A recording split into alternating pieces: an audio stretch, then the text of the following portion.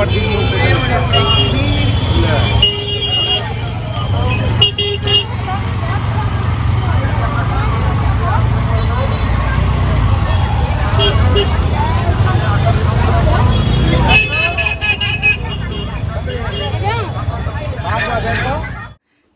ঘরে দিয়ে বাতি, জল খাও গো পুত্রবতী। পুত্রবতী মানে সন্তানবতী। আমাদের যাদের সন্তান আছে, আমরা যারা মা, তারা আজকে এই নীল ষষ্ঠীর দিনে শিব ঠাকুরের সামনে সন্তানের মঙ্গল কামনা করে প্রদীপ জ্বালবো, তাই তো? তো পুত্রবতী মানে সন্তানবতী। এবার কথায় আছে যে পুত নামক নরক থেকে মা বাবার মুক্তি লাভ ঘটে সন্তান লাভে, সেই জন্যেই নাম হয়েছে পুত্র বা পুত্রী। তো যার ঘরে ছেলে আছে তারও সন্তান, যার ঘরে মেয়ে আছে তারও সন্তান। সন্তান তো সন্তানই, তাই না? পুত্রবতীটা বলা হয়েছে ছন্দ মেলানোর জন্যে। তো যাই হোক, আজকে সেই মহানীল ষষ্ঠীর বার, আমরা সব মায়েরা আজকে সবাই মিলে এই নীল ষষ্ঠীর বার করব। আমিও করব, আপনাদের মতন করব, মানে করেছি। তো গতকাল তো হনুমান জয়ন্তী গেল, হনুমানজির পুজো আমি করিনি, এমনি একটু যেমন আমি হনুমান চালিসা পড়ি, যেমন প্রদীপ জ্বালি, সেরকমই করেছি। আর ডাক্তার সাহেবকে দিয়ে একটু মালা পরিয়ে দিয়েছিলাম, টিপ পরিয়ে দিয়েছিলাম, ব্যাস এইটুকুই করেছি, আর কিছু করিনি। আর আজকে আমার সকালবেলায় পুজো করা হয়ে গেছে। তো যাই হোক, প্রথমে বলি যে গুড মর্নিং, পূর্বাজ লাইফস্টাইলে আপনাদের সবাইকে স্বাগত জানিয়ে আজকের আরেকটা নতুন ব্লগ শুরু করছি। আশা করি আপনারা সকলে ভালো আছেন। তো এখন বাজে হচ্ছে প্রায় সকাল 9:30। আমার ঘরের ঠাকুরেরও পুজো করা হয়ে গেছে, আমার ঘরের শিব ঠাকুরকেও জল দেওয়া হয়ে গেছে, পুজো করা হয়ে গেছে। এবার ইচ্ছে আছে আজকে একটুখানি মন্দিরে যাব, অনেক দিনের ইচ্ছে। আর ডাক্তার সাহেবেরও ইচ্ছে, ডাক্তার সাহেবও সকাল থেকে উঠে বলে যাচ্ছেন চলো মন্দিরে যাবে, মন্দিরে গিয়ে পুজো করবে। তো সেই মতন গুছিয়ে টুচিয়ে নিয়েছি। এখন দেখি মন্দিরে যাব বললেই তো আর যাওয়া হয় না, সংসারে অনেক কাজ থাকে, সেই সমস্ত মানে একটু এগিয়ে রেখে তারপর আমাকে বেরোতে হবে। তো দেখা যাক কতটা কি করতে পারি। যদি ঠাকুর ডেকে থাকে তাহলে মন্দিরে গিয়ে জল ঢেলে আসবো, সবার সাথে মনের ইচ্ছা পূর্ণ হবে। তো যাই হোক, চলুন আপনাদের দেখাই একবার। হ্যাঁ, আমি ঘরের ঠাকুরের যে পুজো করেছি আপনাদের একবার দেখাই, তারপরের কথা পরে আবার হবে। চলুন আপনারা আমার সঙ্গে থাকুন, দেখতে থাকুন। এই মাত্র পুজো করে উঠেছি ভোলানাথে, এই যে সবার পুজোই করা হয়ে গেছে। এই আমার গোবিন্দ, অনেক দিন আপনাদেরকে দেখাইনি আমার গোবিন্দকে। এই যে দেখুন, সবারই পুজো করা হয়ে গেছে। এই আমার কানাই, আর ওই যে আমার মা লক্ষ্মী। এখন বাজে হচ্ছে 12টা। আমি একটুখানি মন্দিরে যাচ্ছি। এমনি ইচ্ছে ছিল আজকে ঘরে তো যেমন জল ঢালছি, আর ঠাকুর থানেই পুজো দিয়ে দেবো প্রত্যেকবার যেমন দিই, কিন্তু ডাক্তার সাহেবের খুব ইচ্ছা যে মন্দিরে গিয়ে জল ঢালি। বলছে বছরে একটা বার যখন এর ওই বারটা আসে, তখন তুমি একটু একদিন অন্তত মন্দিরে যাও, গিয়ে ঠাকুর থানে জল ঢেলে এসো। তা ভেবেছিলাম আমাদের টাউন স্কুল পাড়ার যে মন্দিরটা সেখানে যাব, সেখানে না ফাঁকা থাকে, তো সেখানে গিয়ে জল ঢেলে দেবো। তারপরে কি বলে, ভাবলাম কি যে সেই যখন বেরোচ্ছি মন্দিরে, যখন জল ঢালতে যাচ্ছি, তখন আমাদের ভীমা মায়ের মন্দিরেই যাই, ওখানেই গিয়ে জলটা ঢেলে আসি।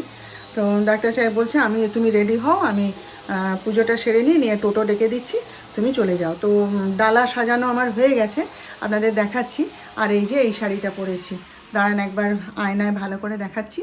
তো যাই, পুজোটা দিয়ে আসি। ওখানে গিয়ে কতটা কি দেখাতে পারবো জানি না, কারণ আমি একা যাচ্ছি তো। আর এই সময়টা না একটু ফাঁকা থাকে, এরপরে ভিড় বেড়ে যাবে, বিকেলের দিকে প্রচণ্ড ভিড় হবে, তখন আর যাওয়া যাবে না। তো ঠাকুর টেনেছে নিশ্চয়ই, সেই জন্যেই, নইলে এত বছর তো মন্দিরে যাওয়া ছেড়েই দিয়েছিলাম। আজকে আবার হঠাৎ যাচ্ছি। তো পুজোটা দিয়ে আসি, এসে তারপর আপনাদের সঙ্গে বাকি কথা আবার বলবো, ঠিক আছে? ডালা সাজিয়ে নিয়েছি, আপনাদের একবার দেখিয়ে দিই। ডাক্তার সাহেব টোটো ডাকতে গেছে ততক্ষণে। এই যে ডাবটা আলাদা করে নিয়েছি, এটা আলাদা করে ঢেলে দেবো। আর এখানে এই যে এখানে দই, দুধ, ঘি, মধু, তারপরে একটুখানি সিদ্ধি সব দিয়ে মিশিয়ে নিয়েছি।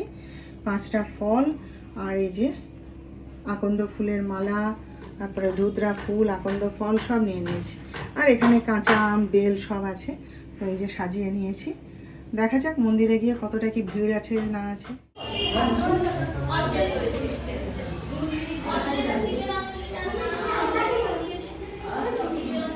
नमो त्र्यम्बकं यजामहे सुगन्धिं पुष्टिवर्धनम् उर्वारुकमिव बन्धनं मुक्तिर्मुख्यममृतात् नमः कल्याणेश्वर शिवाय नमो नमः पुष्पमाल्यं कल्याणेश्वर शिवाय नमः सच्चन्दन पुष्पं बिल्वपत्रं कल्याणेश्वर शिवाय नमः फलमूलनैवेद्यं कल्याणेश्वर शिवाय नमो नमः शिवाय शान्ताय कारणत्रय हेतवे निवेदयामि चात्मानं गङ्गोत्री परमेश्वर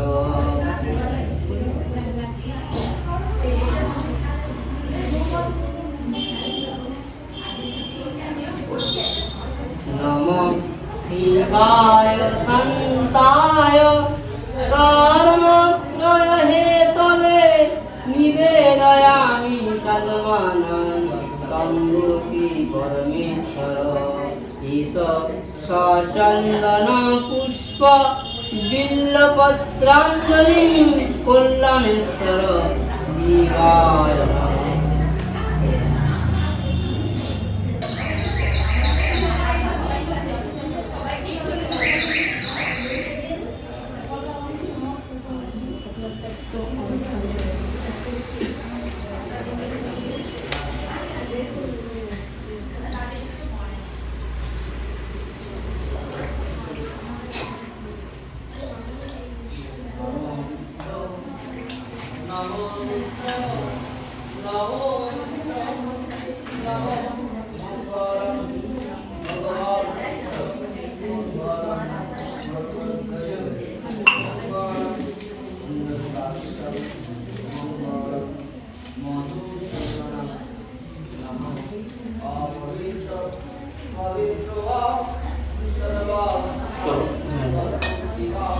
नमो त्र्यम्बकं यजामहे सुगन्धिं पुष्टिवर्धनम् उर्वारुकमिव बन्धनं मुक्तिर्मुख्यममृतात् त्र्यम्बकं यजामहे सुगन्धिं पुष्टिवर्धनम् उर्वारुकमिव बन्धनं मुक्तिर्मुख्यममृतात् नमो कल्याणेश्वर शिवाय नमो नमः प्रेमनाथ पुष्पमाल्यं कल्याणेश्वर शिवाय नमः सचन्दन पुष्प बिल्वपत्रं कल्याणेश्वर शिवाय नमः फलमूलनैवेद्यं कल्याणेश्वर शिवाय नमः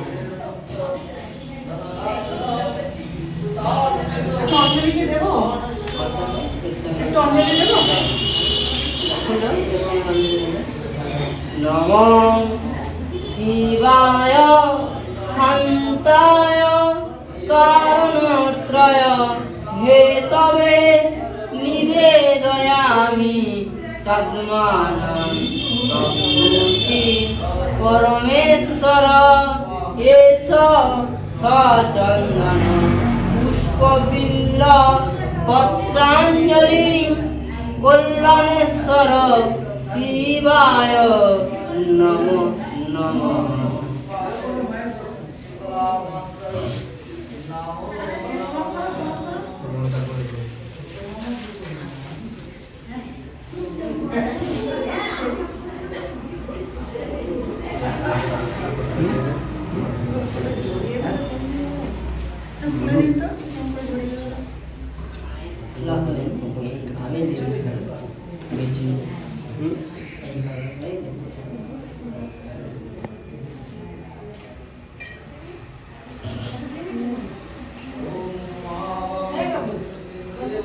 দিয়ে দেবো। তো দেখুন এইমাত্র পুজো দিয়ে ফিরলাম, কি রোদ বাইরে জানেন। আমাদের চেনা জানা টোটো পেয়ে গেছিলাম তরুণকে, ওই দাঁড়িয়েছিল, পুজো সেরে আবার ওর টোটোতেই ফিরে চলে এসেছি। আর ডাক্তার সাহেব সঙ্গে ছিলেন, ও তো ছেড়ে যাবে না, সঙ্গে করে নিয়ে গেলে তা দাঁড়িয়েছিল, বলছে না না তুমি পুজো করো, আমি দেখি তারপর যাবো। আমি বলি, তাহলে আমাকে একটু ভিডিও করে দাও, বলে ও ভিডিও করে দিল। তো প্রথমে তো গেছিলাম মায়ের মন্দিরে জানেন, সেখানে গিয়ে তারপরে তো আমি ভেবেছিলাম বুঝি বিকেল বেলাতে ভিড় হবে, সকালবেলাটায় ফাঁকা ফাঁকা থাকবে। ও বাপ রে, গিয়ে দেখি সে শিবের মন্দির থেকে লাইন শুরু হয়েছে, সে মায়ের মন্দিরের কাছে পৌঁছে গেছে। আমি বলি এ তো সন্ধ্যা হয়ে যাবে। সবাই ওখানে যারা ছিল দোকান টোকানগুলোর আশপাশে সবাই বলে হ্যাঁ বৌদি সন্ধ্যা হয়ে যাবে। আমি সর্বনাশ, এতক্ষণ তো দাঁড়িয়ে থাকতে পারবো না। বলে আমি তরুণকে বলি চলো দেখি আমাদের পাড়ার টাউন স্কুল পাড়ার মন্দিরটা, বলে সেখানে গিয়ে ওই পুজো দিলাম। ভালো করে পুজো দিয়েছি মন প্রাণ ভরে।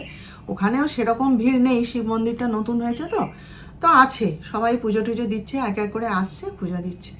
সবাই তো দেখুন ভিড় এড়াতে চায় তাই না, অতক্ষণ এই রোদের মধ্যে লাইন দিয়ে। আর আগের বারে ছাউনি টাউনি করে দিত, এবার কিচ্ছু করেনি। ওই পোড়া রোদে দাঁড়িয়ে থাকা কঠিন ব্যাপার, ওই জন্যই তো মন্দিরে যাওয়া ছেড়ে দিয়েছিলাম। তো যাই হোক, পুজো টুজো দিয়ে এলাম। আজকে আমার আর রান্নাবান্না কিছু নেই, কারণ ডাক্তার সাহেব বলছে একটা দিন তোমায় রান্না করতে হবে না, আমি মিল এনে দিচ্ছি। আমাদের এখানে মহাপ্রভুর হোটেল আছে নিরামিষ, বলছে আমি ওখান থেকে মিল এনে দিচ্ছি। তো যাই হোক, চলুন তাহলে এবারে একটু জল খাবার টাবার খাই। হ্যাঁ, মানে পুজোটা যতক্ষণ দিইনি ততক্ষণ ঠিক ছিলাম, যেই পুজো দেওয়া হয়ে গেছে না, এইবারে খিদে অনুভব হচ্ছে জানো তো। আর শাড়িটা খুব সুন্দর হয়েছে জানেন, নিজেরও ভালো লাগছে পরে, হ্যান্ডলুম শাড়ি তো খুব ভালো লাগছে। আর সবাই প্রশংসা করছে। আমি তো বেরিয়ে যাচ্ছি, আমার শাশুড়ি বলছে মা দুর্গা যাচ্ছে। আমার হাজব্যান্ড জিজ্ঞেস করছে ভালো হয়েছে শাড়িটা, বলে হ্যাঁ হ্যাঁ খুব সুন্দর লাগছে, মা দুর্গা যাচ্ছে। না গো, শাড়িটা খুব ভালো হয়েছে, আমারও খুব পছন্দ হয়েছে জানেন। চলুন তাহলে, হ্যাঁ রাখি, পরে কথা বল। শাশুড়ি মা আজকে সকালবেলা ফোন করেছিল, বলছে হঠাৎ করে, বলে যে তুমি কি সাবু খাবে? আমি বলি যে না, সাবু তো আমার খাওয়া চলবে না, আমার সাবু খাওয়া বারণ। তা বলছে না, সাবু ভেজানো হচ্ছিল, তাহলে আমাদের তিনজনের জন্য একসাথে ভেজাতাম, আর নারকোল কোড়া হচ্ছে, তাহলে নারকোল কোড়া দিয়ে সাবু দিয়ে আমরা খেতাম। আগে আগে না জল ঢেলে এসে আমরা খেতাম ওরকম তিনজনে মিলে জানেন তো। ফল খেতাম, সাবু ভেজানো খেতাম, মিষ্টি খেতাম, অনেক কিছু খেতাম। কিন্তু আমি বলি না মা, এখন আমার আর ওসব খাওয়া চলবে না, আমি নারকোলও খেতে পারবো না, আর আমি সাবু ভেজানোও খেতে পারবো না, তোমরা খাও। বলে তাহলে তুমি কি খাবে? আমি দেখি আগে পুজোটা দিয়ে আসি তারপরে। তো এই হচ্ছে ব্যাপার। তো যাই হোক, ডাক্তার সাহেব যতক্ষণে আসছে আসুক, কাজ তো যখন কিছু নেই, টুকিটাকি কাজ যা শেষ হয়ে গেছে, আমি একটুখানি দুধটা ফুটিয়ে নিই। দুধটা যে ফ্রিজে ছিল বের করে রেখে দিয়েছিলাম, মনে নেই জানে, ওই জন্য দুধটা বসিয়েছি, পচে যাবে এরপরে, বাইরে পড়েছিল তো। দুধটা ফুটিয়ে ফেলি, ডাক্তার সাহেব আসুক, তারপরে আপনাদের দেখাবো কি খাবার আনলো না আনলো। এই যে দেখুন, আমাদের দুপুরের খাবার নিয়ে চলে এসেছেন ডাক্তার সাহেব। ওদের দুজনের দুটো থালি নিয়ে নিয়েছে, আর আমি তো এসব কিছু খাবো না, সেই জন্যে আমার জন্যে আলাদা করে ভাত নিয়ে এসছে। তো কি আছে এতে আমি এখনও জানি না। ওই দেখুন, মা ঠাকুর থানে বাড়ির সব বাচ্চাদের নামে প্রদীপ জ্বেলে দিয়ে এসছে। আমিও এক্ষুনি যিশুর নামে জ্বেলে দিয়ে এলাম, মা ষষ্ঠীর থানেও জ্বেলে দিয়েছি জানেন। কি সুন্দর লাগছে না ঠাকুর থানটা। গুড ইভিনিং, চলে এসেছি চা করতে। নিজের হাতে চা বানিয়ে খাওয়ার মজাটাই আলাদা তাই না বলুন। বাইরে যে গেছিলাম না, চা খেতে খুব কষ্ট হয়েছে জানেন তো। আমি খুব ভুল করেছি, নিজের ইলেকট্রিক কেটলিটা আমি নিয়ে যাইনি।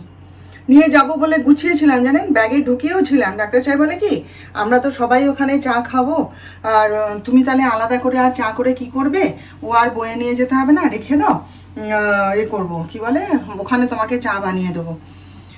ব্যাস, ওখানে গিয়ে এবার চা কি বানাবে, রান্না বান্না করে খাওয়া হয়েছে সে ঠিক আছে, এবার যে যার দোকানে গিয়ে চা কিনে খেয়ে নিচ্ছে। আর আমার চা খাওয়া মানে তো সেই লিকার চা, চিনি ছাড়া চা সব জায়গায় পাওয়া যায় না। আবার কোনো জায়গায় হয়তো দুধ চা আছে, চিনি দেওয়া নেই, কিন্তু ওই দুধ চাও খাবো না, ভাল লাগে না করে না। আমার চা খেতে খুব কষ্ট হয়েছে জানেন তো। তাও প্রথম যেদিন এখান থেকে যাচ্ছি তখন আমি ফ্লাস্কে করে চা নিয়ে গেছিলাম, তারপরে একটা ভুল হয়ে গেছে। মান্নাদা বাইরে বেরিয়ে বলছিলেন যে বৌদি আপনি তো চা ওদেরকে বলে বানিয়ে নিয়ে ফ্লাস্কে ভরে নিতে পারতেন, মনে নেই, কি করব। সারা রাস্তা চা খাইনি, ওই যে আপনাদের দেখালাম তো, সেই বর্ধমানে গিয়ে তখন ওই হোটেলটায় ঢুকে একটুখানি চা খেয়েছি ভালো করে। ওই জন্য বলছি নিজের হাতে বানিয়ে চা খাওয়ার মজাই আলাদা। আর কি গা হাত পায়ে ব্যথা হয়েছে জানেন তো, ওখানে তো লাফালাফি নাচানাচি অত পরিমাণ করেছি, হ্যাঁ, হাঁটুর ব্যথা, কোমরে ব্যথা সেসব ভুলেই গেছিলাম। দিয়ে তো দমে লাফালাফি ওখানে হয়েছে। তারপরে বাড়িতে এসে তো আর বসার সময় পাইনি। গত 2 দিন হলো বাড়ি এসেছি, এসে তো মানে সে কি বলবো, মানে সংসারের কাজ কর্ম সব যেন মানে হাঁ করে অপেক্ষা করছিল আমার জন্যে কখন আসবে। এসে আর কোমর সোজা করার টাইম পাইনি, বসার টাইম পাইনি, এক নাগাড়ে খেটে গেছি। এবার কি বলুন তো, বাইরে যাওয়াটা এক জিনিস, আবার ফিরে এসে কাজ করাটা আর এক জিনিস। এবারে কাচাকাচি এসে প্রচুর ছিল, অনেকটাই টেনে এনেছি। তারপরে তো কালকে আবার সন্ধ্যাবেলায় গেলাম, আনাজ বাজার করে এলাম, তারপরে ঠাকুরের বাজার করে এলাম, পুজোর বাজার। ডাক্তার সাহেব তো এসেই নার্সিংহোমে লেগে গেছে কাজে। তারপরে আবার ঘরে আমার মিস্ত্রি খাটলো কালকে, সেই সব নিয়ে প্রচুর ব্যস্ত ছিলাম। দিয়ে আর ওই যে রেস্ট পাওয়ার আর সময় পাইনি। ভালোই হয়েছে জানেন তো, আজকের মিলটা নিয়ে এসছে, আমি একটুখানি বিশ্রাম পেলাম জানেন। নইলে এই পুজো আচ্চা করে উপোস কাপাস করে আবার রান্না করা, আর গরম, এই গরমে আমি আর পেরে উঠি না। খুব মানে গা হাত পায়ে ব্যথা হয়েছে ঠিকই, কিন্তু খুব টায়ার্ড লাগছে। আর কি জানেন তো, বাইরে যে গেছিলাম না, আমি বাড়িতে এসে বলছিলাম, বাইরে গিয়ে না পুরো আমার যে হাঁটুতে ব্যথা, কি আরও নানা রকম ব্যথা আছে, কি এই যে বলতাম না আপনাদের, আমার মাথার বাঁ দিকটা যন্ত্রণায় ছেড়ে যায়, সব কিছু হাওয়া। এতটুকু কোনো ব্যথাও নেই, কিচ্ছু নেই জানেন। কি জানি কেন এরকম হলো, বলতে পারবো না, সব কিছু হাওয়া। তারপরে আবার বাড়িতে যেই এসছি, আবার কি টায়ার্ড লাগছে, আমার গা হাত পা ব্যথাগুলো ফিরে ফিরে আসছে। যাই হোক, চলুন 1 কাপ চা খাই বসে, তারপর দেখি কিছু ইস্ত্রি করতে হবে, কিছু সেলাই আছে, দেখি সেগুলো করতে পারি কিনা বসে বসে। এখন বাজে হচ্ছে রাত্রি 10টা। আমি এসছি একটু আমার জন্য খাবার করতে। আমার খাবারটা আর কনাকে করতে দিইনি, ওদের জন্য কাঁচা কলার তরকারি আর রুটি করে দিয়ে গেছে, আমার জন্যও রুটি করে দিয়ে গেছে। আর আমি এই যে একটু ঢ্যাঁড়সের ওই ঝাল মতন করে নেব, ভাজা খাবো না, একটুখানি ওই ভেন্ডির ঝাল করে নেব, নিয়ে রুটি খেয়ে নেব। এই যে কড়াইতে তেল গরম করেছি, রান্নাটা চট করে নিই। ডাক্তার সাহেব এসে গেছে, মুখ হাত ধুতে গেছে, দিয়ে একসাথে খেয়ে নেবো। আর যিশুর তো খাওয়া হয়ে গেল। তো যাই হোক, চলুন তাহলে আজকের মতন রাখলাম। কেমন লাগলো আজকের ভিডিওটা আপনারা অবশ্য লাইক, শেয়ার ও সাবস্ক্রাইব করে জানিয়ে দেবেন আমাকে। আর সবাই ভালো থাকবেন, দেখা হবে নতুন ব্লগে নতুন বিষয় নিয়ে।